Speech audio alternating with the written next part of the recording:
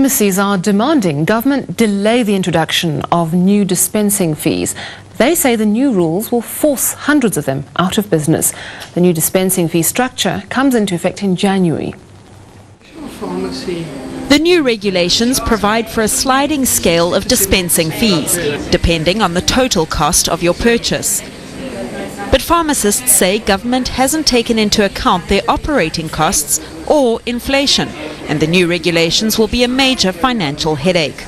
In essence, we are going to lose R8.20 per item dispensed from a dispensary to the customer. So for every item dispensed, we're losing R8.20.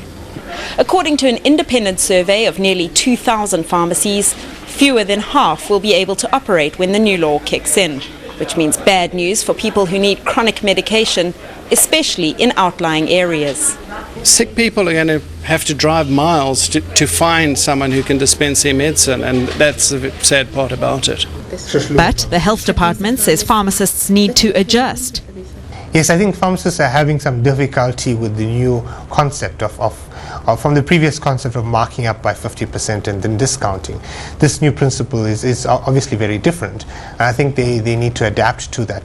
Government says it will review the dispensing fee structure next year, but in the meantime, pharmacists are just going to have to make do.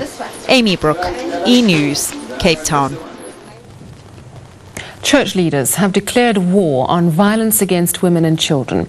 Saturday sees the start of 16 days of activism in our country, and Anglican Archbishop Njongonkulu Ndungane has called on South Africans to show their support for the campaign by taking part in this weekend's march.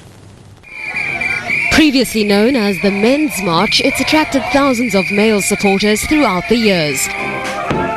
But this year, organisers have decided to change the name to attract women and children too. The March Against Violence will take place this Saturday in Cape Town. Evil triumphs when good people do nothing. And so we call upon all the right-thinking people, all the good citizens of our country to join with us on this very important day, which is the International Day to fight against the abuse of women and our children. Marchers are expected to gather in the city at 11 a.m. They'll then make their way to Parliament, where they'll hand over a pledge committing themselves to act against violence. Organisers say they've asked the Deputy President to accept the pledge, but have yet to receive an answer. Robin Smith, E-News, Cape Town. Moving to international news, and the United Nations has revealed over 3,700 civilians were killed in Iraq in October. That makes it the bloodiest month in that country since the fall of Saddam Hussein.